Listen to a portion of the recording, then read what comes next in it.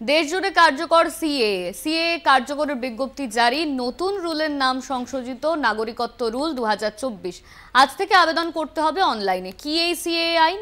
বাংলাদেশ, পাকিস্তান, আফগানিস্তানে ধর্মীয় নিপীড়নের শিকার হয়ে ভারতে আসা শরণার্থীদের নাগরিকত্ব দিতেই এই সংশোধিত নাগরিকত্ব আইন লাগুর প্রয়োজনীয়তা বলে দাবি কেন্দ্রের। 3 দেশের 6 সংখ্যালঘু সম্প্রদায়ের সাধারণ মানুষকে ভারতীয় নাগরিকত্ব দেওয়া হবে। এর মধ্যে রয়েছে হিন্দু, খ্রিস্টান, বৌদ্ধ, জৈন, শিখ ও পার্সি।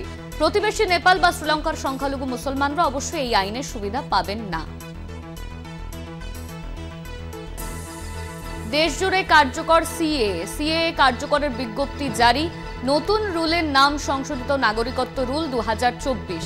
আজ থেকে আবেদন করতে হবে অনলাইনে। কি এই সিএএ আইন? বাংলাদেশ, পাকিস্তান, আফগানিস্তানে ধর্মীয় নিপীড়নের শিকার হয়ে ভারতে আসা শরণার্থীদের নাগরিকত্ব দিতেই এই সংশোধিত নাগরিকত্ব আইন লাগুর প্রয়োজনীয়তা বলে দাবি কেন্দ্রের।